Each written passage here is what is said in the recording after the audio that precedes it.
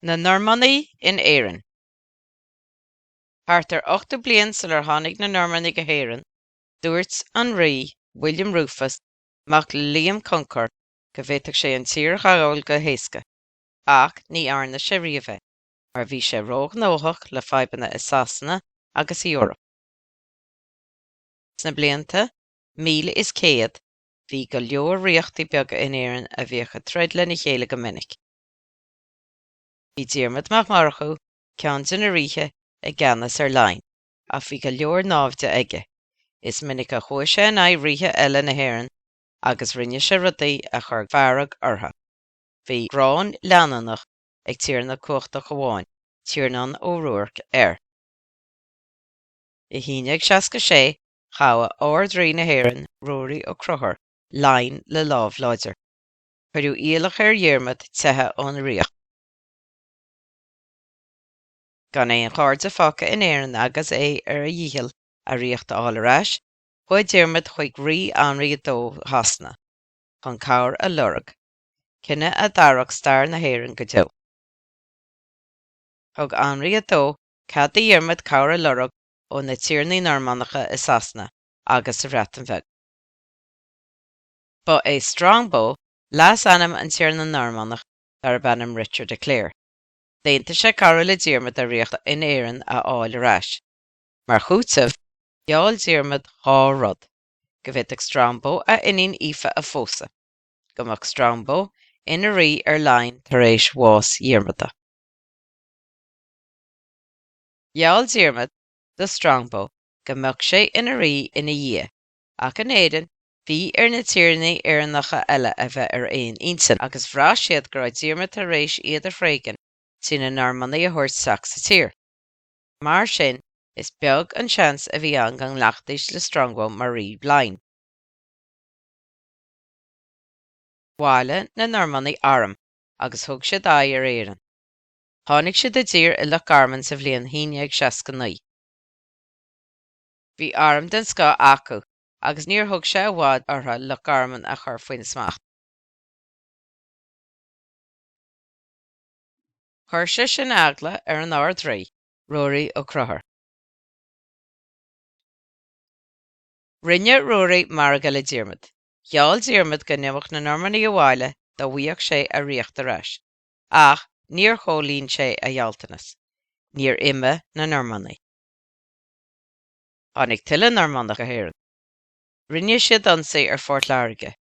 Rinne na Gael agus na Lochlannaigh a bhí ina gcónaí sa bhaile iirecht é a chosaint, ach heap ortha. Pósú Strongbow agus oife i Bord Larige mar a bhí gealta. An sin theastail na Normannaigh ó thuaid trí láin i dtreo Mhaile Clia, chosban Diarmid an bealach dóibh. Ba Mhaile Lochlannach é Baile Clia a chur an ardrí Ruaidhrí ó Cruthair airm amach an stop a chur leis na Normannaigh. A chosban Diarmid bealach do na Normannaigh trí léifte Kilwantan, agus air le teacht chomh fada le bailí Mhaile Clia. Rinne na Normannaigh ansaí ar an gcathair agus ghabh siad fuair Diarmid a riocht arás. Níor ill na Normannaigh a bhaile agus na fuair Diarmid bás a 1970 capú Strongbow ina rí ar láin. Tar éis bhás Diarmida dearadh Strongbow a bhád níos cuachta in Éirinn. Bhí airm mhóra aige agus smacht aige ar bháilte tábhachtacha cosúil le Baile Clia. Ach bhí imrí ar rí Anraí hasna, níor bhailis go mbeadh Strongbow róchuachtach, mar sin thug Anraí a airm féin go héanann. Bhfuil Strongbow leis agus gheall sé díolseach dó.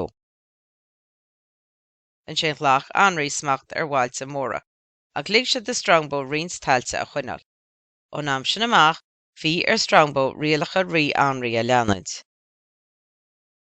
An bhliain chéine rinne na Lochlannaigh agus an ardrí iirecht na Normannaigh a thumaint amach as Baile Clia, ach heap ortha.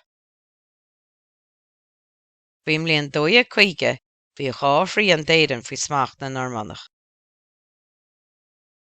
Nuair a tháinig na Normannaigh go hÉireann, chuir siad córas nuad slíthe i bhfeidhm chun smacht a chuineáil ar thailte, ar a dtugtar an córas feodach, chuireadh deireadh leis an bhéanachas sa cheantar inar thochrainn na Normannaigh. D'fhear leis an córas feodach, ba leis an rí an talla ar fad. Chuine an rí cuid san talla dó féin, agus thug sé an chuid eile de hiarraní díoilse agus aspaig, chuig go rialú ar a hon. Bhí ar an tíorna a bheith dílis den rí, bhí ar a fearr agus bia a láthair den airm nuair a thaíodh an rí chun cogaidh. Chuine an tíorna an talla a bear dó féin, agus rion sé chuid eile ar na ridirí. Bhí cónaí ar na ridirí ar a gcuid éistad féin in aice le coslan an tíorna, léigh siad an talla ar cíos de na tinontaí.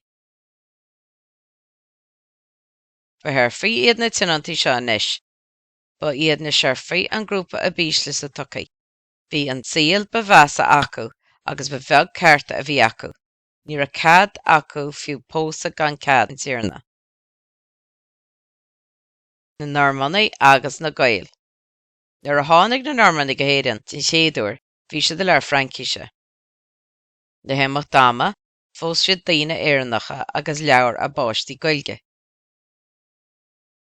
Thosa siad a catha na chéad céanna lena gcomharsan Gaeilgeacha. Ní úsáid na Gael díolat ar a gcuid capal nuair a bhí siad a marcaíocht.